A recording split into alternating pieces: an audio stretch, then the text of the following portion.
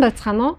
Өөртөө хүрэх зам шинжилсэн сургалт маань удахгүй эхлэх гэж байна. Энэ сургалт өргөн агуулгатай учраас хүн бүр өөрийнхөө асуудлын шийдлийг олж, олон сар жилийг хэмнэж, бага насныхаа сэтгэл зүйн гэмтлээс чөлөөлөгдөн хамгийн гол нь таныг хязгаарлаж, таны өсөлт хөгжилдөд саад болж байгаа олон зүйлээс чөлөөлнө. Сургалтын техник аргачлал маш хурдан үр дүнгээ өгдөгөөрөө онцлог давуу талтай. Та энэ сургалтанд хамрагдсанаар өөртөө илүү их боломжийг нээж, итгэлтэй болж, урт хугацааны аз жаргалтай харилцааг бий болгож, хүсэж зорьсон зүйлээ биелүүлэх сэтгэл зүйн аргачлалуудаас суралцах болно. За тэгвэл танд хязгаарлалтууд болох айдас, гомдол, өөр цаад болдог сөрөг програм, буруу итгэл үнэмшил байгаа эсхийг мэдэх нь чухал. Та энэ сургалтыг сонирхохоос өмнө маш олон зүйлийг туршсан бах. Бясалгал, ном, йог, сургалтууд гэх мэт. Гол нь таны амьдралд ахиц дэвшил, өөрчлөлт гарч байна уу? Ихэнх хүмүүс тийм их биш гэж хариулдаг. За маш их ажилдагч үр дүн бага, эсвэл огт үр дүнд хүрэхгүй байна гэдэг. Зорилгоо бичиж, маш нарийн төлөвлөж, төсөөлж, төрөл бүрийн аргуудыг оролцсон ч юу ч өөрчлөгддөггүй. За энэ тохиолдолд тухайн хүнд хүссэн үр дүнд хүрэхэд саад болдог хязгаарлалтууд их байна гэж үздэг. За үүнийг тань дээр шалгая. За миний одоо дурдах зүйлсээс танд байгаа эсхийг анзаарч тэмдэглэж аваарай. За одоо танд дараах бодол, итгэл, үнэмшил, тогтсон ойлголт бий юу? Нэгт нь би өөртөө итгэхгүй байна. За ихэнх хүмүүс бүх зүйлийг ойлгож, мэдэж байгаа ч яг хүсснээр нь юмс болохгүй байна гэж гомдолдог. Өөртөө итгэхгүй байгаа бол та мянган үр дүнтэй арга ашиглаад танд нөлөөлөхгүй гэдгийг ойлгох хэрэгтэй. За хоёрт нь би хангалттай биш. Өөрөөр хэлбэл би хангалттай сайн, ухаалаг, чадварлаг, боловсралтай, хөөрхөн, туршлагатай биш гэж өөрийгөө дүгнэдэг. За байнга дотооддоо өөрийгөө дутуу гэж мэдэрдэг хүмүүс насан туршдаа амьдрах гэж бэлддэг. За маш их суралцдагч түүнийгээ амьдралд хэрэгжүүлдэггүй. За тэд ихэвчлэн гоё биетэй болсон хойноо ингэн. За магадгүй гоо сайхны хаалгаанд орсны дараа л би хөөрхөн болно. За ахаад нэг сургууль төгсчвөл би яг хүний зэрэгт хүрэх гээд байна ч гэдэг юм.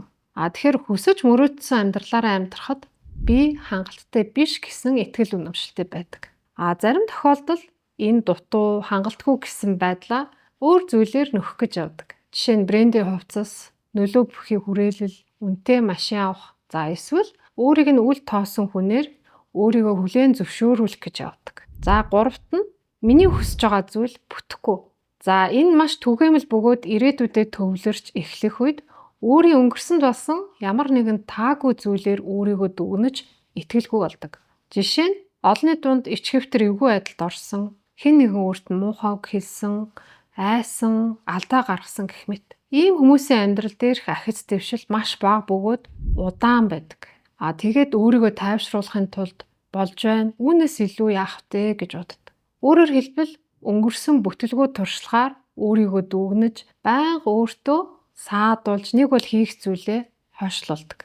Гэтэл хүссэн зүйлдээ хүрэхийн тулд бид юуны төрөнд өөрт байгаа энэ төвжээс, саад, хязгаарлалтаас нэн төрөнд салах хэрэгтэй. За дараагийнх нь дөрөвт нь би алдаа хийхээс айдаг. Багадаа шүүмжлэлд орчинд өссөн хүмүүс дахиж шүүмжлүүлж хэцүү байдалд орохгүй, сэтгэл зүйн өвдөлт авахгүй тулд өөрийгөө хамгаалах механизм нь хэд хөгжсөн байдаг учраас сэтгэл зүй өөрийгөө хамгаалах үүднээс ямар нэгэн шин зүйл эхлүүлэх, өөрчлөлт хийх бүхий л үйл явдлаас зайлсхийдэг. Тавт нь энэ үр дүнгүй шал худлаа гэж боддог. Юунд ч итгэдэггүй.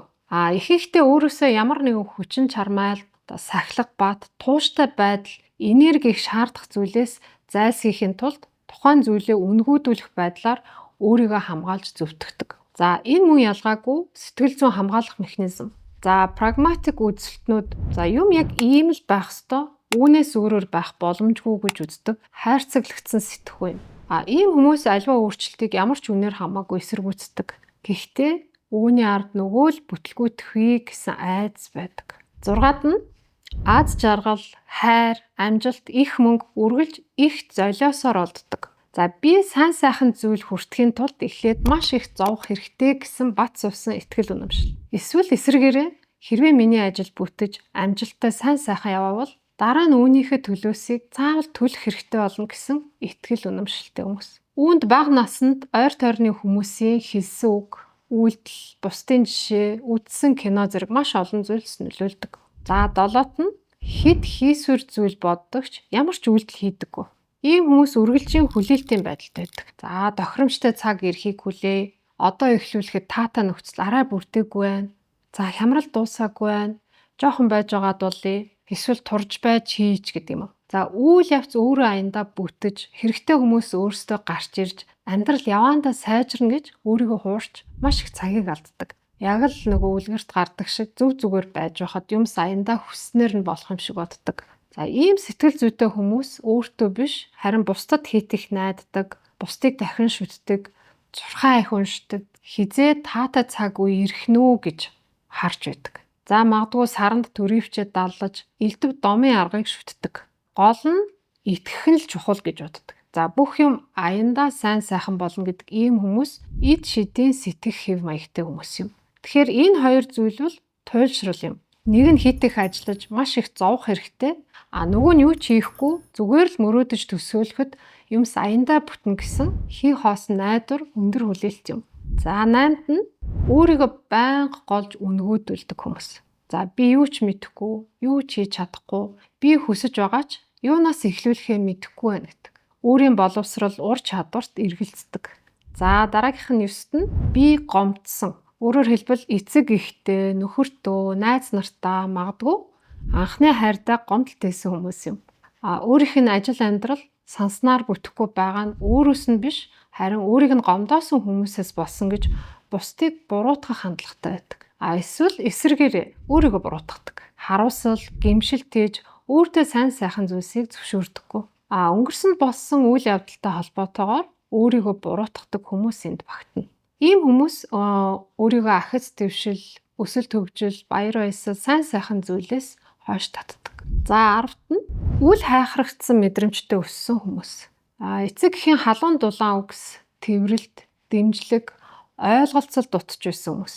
Магадгүй эцэг эх нь бага багт нь хит завгүй байсан. Эсвэл ах дүү нарын нэг нь хүнд өвчтөй байсан байж бол. Энэ тохиолдолд бүх анхаарал нөгөө ах дүү дээр нь төвлөрдөг учраас тийм үл хайхрагдсан мэдрэмжтэй өрсдөг. Энэ төрлийн хүмүүс үргэлж хайраар дутсан мэдрэмжтэй явдаг. За багада дутагдж байсан тэр хайр, хүлээн зөвшөөрлтийг том болсон хойноо бусдаас хайж нөхөх гэж оролддог. За та бүхэн мэдж байгаа сайн охины синдром буюу бусдын хайрыг хүртэхийн тулд өөрийгөө золиослох хэв маягтай амьдардаг, хитрхи их тэсэж твчдэг, өөрөөсөө өөр хүний дүр гаргаж өөрийгөө хамгийн сүүлийн байранд тавьсаар энэ нь явандаа маш сэтгэл ханамжгүй байдалд оролдог. За 11-т нь бусдад муухай харагдахгүй, бусдын бодол хэлж байгаа үгэнд хит их ач холбогдол өгдөг учраас өөрийнхөө байж чаддаг. За дүгнүүлж шүүмжлүүлэхээс, муугар хэлэгдэхээс маш их айдаг. Үүнээсээ болоод өөрийгөө байнга хянаж, хязгаарлаж өөрийнхөө байж чаддаг. За 12-т нь хамгийн сүүлийнх буюу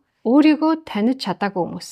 Бага наснд магадгүй хүнд хэцүү, за шүүмжилдэг, харьцуулдаг, стресстэй орчинд өссөн хүмүүс сэтгэл хөдлөл, мэдрэмж, өөрийн сэтгэл зүйн хэрэгцээг ялгаж ойлгох чадвараа төгжсөн байдаг.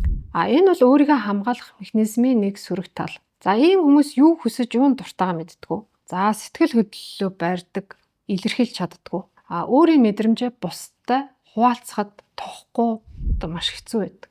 За өөрийн авиас чадвар, хүчрхэг талаа мэддэггүй хүмүүс үүнд багтана. За ийм хүмүүс маш их хичээдэгч үр дүнд хүрдэггүй. Өөрийгөө таньж ойлгоогүй хүмүүс бусдыг дагаж, бусдын ятгалгаар шийдвэр гаргах нь их байдаг. За эдгээр шинжүүдээс бүгд биш юма гэхэд зарим нь танд байдаг бол энэ сургалт танд энэ байдлаасаа гарах асуудлаа шийдэх гарц болох юм. За ингээд танд амжилт хүсье.